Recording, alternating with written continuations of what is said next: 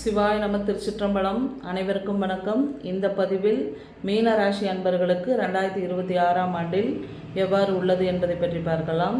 மீனராசி அன்பர்களே, பூரட்டாதி நட்சத்திரத்தின் 3 பாதங்களும் உத்திரட்டாதி ரேவதி ஆகிய 9 பாதங்களை உள்ளடக்கிய மீனராசி அன்பர்கள் மோட்ச ராசிக்கு உண்டான அன்பர்கள். நீங்கள் மீன ராசி அப்படின்னாலே சித்தர்கள் வழிபாடு செய்வதன் மூலமாக கண்டிப்பாக ஜெயிக்கலாம். உங்கள் வீட்டிற்கு அருகில் இருக்கக்கூடிய விநாயகர் வழிபாடுகளை அனுதினமும் செய்து வருவதன் மூலமாக நீங்கள் வாழ்வில் ஏற்படக்கூடிய பிரச்சனைகளை கண்டிப்பாக தவிர்க்கலாம். இதுவரைக்கும் மீனராசி அன்பர்கள் நிறைய கஷ்டங்கள் அனுபவிச்சுட்டு வந்திருப்பீங்க. உங்கள் ரத்த உறவிலெல்லாம் விரயங்கள் கூட ஏற்பட்டிருக்கும், கடன் சுமை வந்திருக்கும், வரக்கூடிய லாபங்கள் வராமல் இருந்திருக்கும். இதுவரை பட்ட துயரங்களுக்கும் காரணம் என்ன என்று கேட்டுட்டா, இப்போது ராகு பகவான் 12ஆம் இடத்திலும் கேது பகவான் நம்ம ராசிக்கு 6ஆம் இடத்தில் பயணம் செய்கிறார். நிழல் கிரகங்கள் மறைந்து இருக்கின்றன. மறைந்து இருந்தாலும் 12ஆம் இடம் அப்படின்னு சொல்லக்கூடிய விரய பாவகத்தில் போயிட்டு இருக்கிறதுனால நம்ம ராசியை இப்போ தான் தாண்டி போயிருக்கிறார் இல்லைங்களா. நம்ம ராசியை விழுங்கி கும்ப ராசிக்கு பயணம் செய்து கொண்டிருக்கிறார். அதனால் நிறைய கஷ்டங்களை கண்டிப்பாக அனுபவித்திருப்பீர்கள். சனி பகவான் நம்ம ராசியில் பயணம் செய்து கொண்டிருக்கிறார். ஜென்ம சனியாக போய் கொண்டிருக்கிறார். இந்த சனி பகவான் நிச்சயமாக உங்களுக்கு இவ்வாண்டில் லாபத்தை தருவார். செய்யக்கூடிய முயற்சிகளில் லாபத்தை கண்டிப்பாக தருவார். ஆக விநாயகர் வழிபாடு, அனுதினமும் விநாயகர் வழிபாடு செய்யுங்கள். விநாயகரை வழிபாடு கெட்டியாக பிடித்து விநாயகருக்கு நீரபிஷேகம் செய்து விநாயகருக்கு உங்கள் திருநாமங்களை சொல்லி அர்ச்சனை செய்வதன் மூலமாக ஏற்படக்கூடிய இடர்பாடுகள் குறையும். குரு பகவான், நம்ம ராசிநாதனாகிய குரு பகவான் 10ஆம் அதிபதியாகிய குரு பகவான் நம்ம ராசிக்கு 5ஆம் இடத்துல எங்கே போகிறார்? 5ஆம் இடத்துல வரப்போகிறார். இந்த 5ஆம் இடத்துல உட்கார்ந்து எங்கே பார்க்க போகிறார்? 9, 11 ராசி, அதாவது 9ஆம் பாவகம். நம்ம ராசியினுடைய மீன ராசிக்கு 9ஆம் பாவகம், 11ஆம் பாவகம், லக்ன பாவகம் அப்படின்னு சொல்லக்கூடிய 3 பாவகங்களை பார்க்கிறார். குரு பார்க்க கோடி நன்மை, குரு பார்க்க கோடி தோஷங்கள் நிவர்த்தியாகும். உங்கள் ராசிநாதனே உங்களை பார்க்கறனால இந்த ஆண்டு உங்களுக்கு சிறப்பு தான். இதுவரைக்கும் நீங்கள் பட்ட கஷ்டங்கள் துயரங்கள் எல்லாம் தவிடுபடியாக போகக்கூடிய வேலை.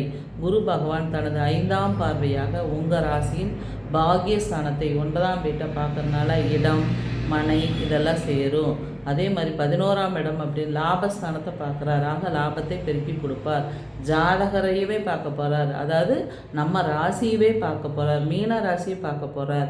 ஆக கண்டிப்பாக நமக்கு லாபத்தை கொடுப்பார். மீன ராசியில் இருக்கும் நண்பர்களுக்கு சுப விரயங்களை ஏற்படுத்தி கொடுப்பார். 9ஆம் பாவகம் பாக்கியம், வெளியூர் பயணங்களை தருவார். வெளியூரெல்லாம் போயிட்டு வருவீங்க, அடிக்கடி வெளியூர் போயிட்டு வருவீங்க. அதே சமயம் தகப்பனார் சார்ந்த இடங்களில் தகப்பனார் சம்மந்தப்பட்ட உறவுகள், தகப்பனார் சொந்தக்காரங்க இந்த இடத்துல எல்லாம் கவனம் வேணும். வண்டி வாகனங்கள் இது மாதிரி எல்லாம் கவனங்கள் வேணும். குருவும் சனியும் இணைகிறார். குரு தனது பார்வையால் என்ன பார்க்குறார்? 9ஆம் பார்வையாகவே எங்கே பார்க்க போகிறார்? மீன ராசியை பார்க்குறார். அதனால் நம்ம குடும்பத்தில் நம்ம உறவுகளில் விரயங்கள் உண்டு, சரிங்களா. அது பங்காளிகளாக இருக்கலாம், ஏதாவது ஒரு வகையில். அதுக்கு நீங்கள் சித்தர்கள் வழிபாடும் முருகனை வழிபாடு பண்ணுங்கள். காரணம் என்னென்னா, கடகமனையில் உட்கார்ந்து உங்களை பார்க்குறார். அதனால் அந்த திருச்செந்தூர் முருகனை கடகமனையில் உச்சம் பெற்று உட்கார்ந்து பார்க்குறார். அதனால் நீங்கள் திருச்செந்தூர் வேலனை பிடித்து வழிபாடு செய்யுங்கள். உங்கள் வீட்டிற்கு அருகில் இருக்கக்கூடிய ஆலயங்களுக்கு, கண்டிப்பாக உங்கள் வீட்டுக்கு அருகில் சிவாலயம் இருக்கும், நிச்சயமாக விநாயகர் கோவில் இருக்கும், ஏதாவது ஒரு சிவன் கோவில் இருக்கும். அந்த கோவிலுக்கு சென்று உங்களால் என்ற அபிஷேக பொருட்களை சிவனுக்கு அபிஷேக பொருட்களை கொடுத்துட்டு வாங்க. முருகனை பிடிச்சி கும்பிடுங்க. ஏன்னா குரு பகவான் அங்கே உட்காந்து கடகத்தில் விருட்சத்தை பார்க்குறார். ஆக குருமங்கள யோகம் கண்டிப்பாக வேணும் அப்படின்னா நம்ம முருகன் வழிபாடு, அந்த சரவணனை அந்த சண்முகனை வழிபாடு செய்வதால் உங்களுக்கு ஏற்படும் இடர்பாடுகள் குறையும். வண்டி வாகனங்கள் வெளியூர் செல்லும் பயணங்களில் கவனமாக சென்று வரணும். ஏன்னா நம்ம ராசியிலே சனி பகவான் போகிறார் இல்லைங்களா.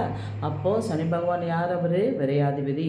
அப்போ விரையாதிபதியாக போகிறனால ஜென்மசனியாக போயிட்டு இருக்கிறதுனால நம்ம கொஞ்சம் நிதானம் கவனமாக இருப்பது மிகுந்த நன்மையை கொடுக்கும். ஆகவே மீனராசி அன்பர்களே, கவலை கொள்ள வேண்டாம். கண்டிப்பாக அந்த சனி பகவான் உங்களுக்கு நல்லதொரு பலனையை வாரி வழங்குவார். சனி பகவான் நேர்மையானவர், நீதிக்கு சொந்தக்காரர், ஆயுளுக்கு சொந்தக்காரர். அவர் நெறிப்படுத்தி கொண்டிருப்பவர். உங்களுக்கு உறவுகள் யார் யார் எந்த மாதிரி உறவுகள் அப்படிங்கிறதெல்லாம் காமிச்சு கொடுத்துருவார். அவர் நீதிமான் அல்லவா.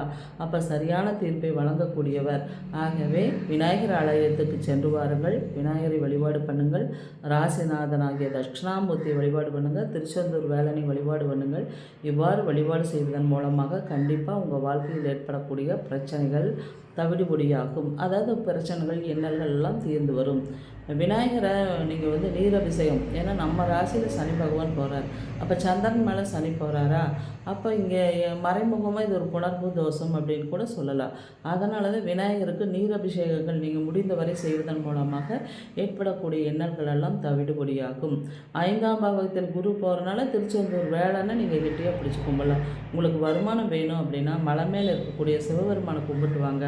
நிச்சயமாக அந்த சிவன் அருளால், அந்த அண்ணாமலையார் அருளால் நிச்சயமாக உங்களுக்கு லாபம் கிட்டும்.